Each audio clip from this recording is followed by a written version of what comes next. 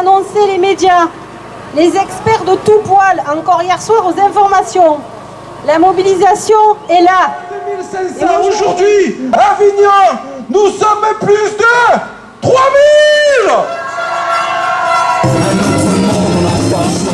À l'appel de 4 organisations syndicales pour exprimer notre refus de cette réforme des retraites qualifiée de juste par le président de la République et pour porter nos revendications en termes de salaire, d'emploi, de conditions de travail et de protection sociale solidaire. Ça ne fait que commencer, c'est pas fini, pas fini. Ça ne fait que commencer, dites-leur bien mes amis. Ça ne fait que commencer, dites-leur que ce n'est pas fini. Ensemble, tous ensemble, salariés du privé, du public, retraités, précaires, privés d'emploi, jeunes, il nous faut investir le terrain social et refuser la pensée unique, les idées reçues qu'on nous assène quotidiennement et qui poussent tant de salariés à la résignation ou au repli sur soi. Pour les retraites, mais aussi pour l'emploi et les salaires, il nous faut rompre avec l'austérité. Ainsi, les salaires, grand absents de la conférence sociale de juin dernier, sont pourtant au centre de la crise que traverse notre pays et la zone euro.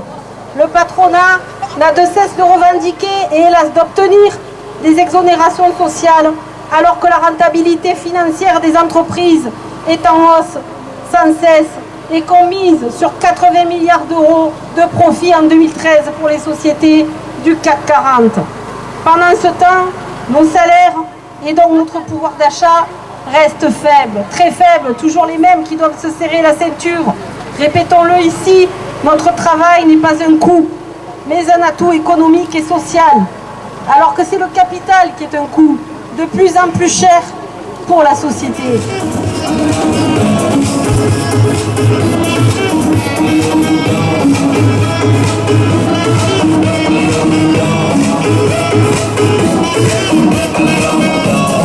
Salariés du public, du privé, jeunes, retraités, chômeurs, précaires, tous ensemble dans la lutte. Pour la CGT, la hausse des salaires, des pensions est nécessaire pour relancer la consommation et la croissance économique. Pour les retraites aussi, on nous enseigne du prêt-à-penser tous les jours. Il n'y aurait plus d'argent. Comme on vit plus longtemps, il nous faudrait travailler plus longtemps. Les entreprises ne pourraient supporter ce qu'ils appellent des charges, comme ils disent, supplémentaires, etc., etc. Tout ceci est faux. Pour la CGT, un nouvel allongement de la durée de cotisation pour partir en retraite, préconisé par le gouvernement Hollande, s'ajoutant à celui de Sarkozy en 2010, est inacceptable. Nous n'acceptons pas un nouvel allongement de la durée de cotisation. Nous n'acceptons pas l'opposition continuelle entre les salariés du public et du privé. Nous n'acceptons pas la baisse du pouvoir d'achat des retraités. Nous n'acceptons pas que les jeunes soient les premières victimes de cette réforme. Nous n'accepterons pas que ce soit encore une fois les salariés qui soient les victimes de cette réforme et que ce soit le patronat qui ait décidé que l'âge de la retraite doit être repoussé. Ce n'est pas à ceux qui ont mis le peuple grec à genoux de nous dire comment on doit répartir nos richesses. Même si aujourd'hui on dit que les régimes spéciaux ne sont pas touchés, si on augmente les cotisations ou si on augmente la durée, obligatoirement ça sera touché. Donc voilà, je me dis de faire ça avec les copains. Vous êtes en grève? Oui. Vous êtes en grève? Oui. Oui.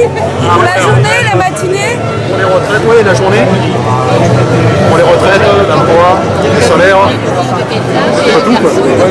Le refus social, la précarité. On se bat pour les jeunes, pour leur avenir. C'est surtout pour ça qu'on se bat aujourd'hui et pour avoir une retraite pleine et entière et honnête. Et après une année de travail, après des années de travail et de labeur, nous ce qu'on veut c'est avoir mérité notre retraite. On mérite notre retraite. Et aujourd'hui j'ai voté à gauche, c'est pas pour un gouvernement de droite. Voilà. de faire la loi, ceux qui ont institué la retraite à 60 ans, n'ont pas été élus pour la défaire. C'est à nous, à la société, de décider si l'augmentation de la richesse annuelle doit profiter aux salariats ou à la minorité des actionnaires et à leurs dividendes. Mais ce ne sera pas en vain. Avoir 20 ans, précieux sésame. Ne pas vieillir, si vieillir, c'est perdre son âme. C'est pas fini, pas fini. Il est urgent d'augmenter les salaires des salariés du public et du privé, de porter le SMIC à 1 700 € et d'ouvrir partout des négociations salariales dans les entreprises. L'intérêt de tous nécessite de se mobiliser, comme nous l'avons fait aujourd'hui, comme nous avons su le faire et comme nous le ferons. De se faire entendre dans la rue, mais aussi dans nos entreprises, dans nos établissements. Ne laissons pas le MEDEF dicter sa loi, dicter la loi.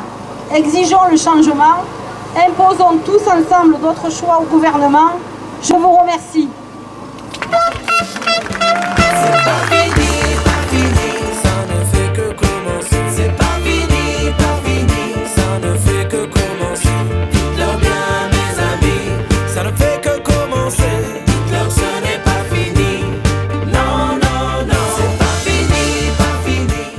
Les 370 000 manifestants dans les 200 rassemblements et manifestations du pays démontrent que les salariés et une majorité de la population du pays refusent une capitulation face aux exigences des marchés financiers qui veulent affaiblir puis détruire notre système de retraite par répartition.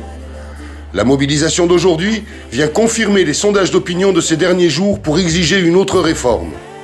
Elle contredit surtout l'échec annoncé par les défenseurs de cette réforme et les médias.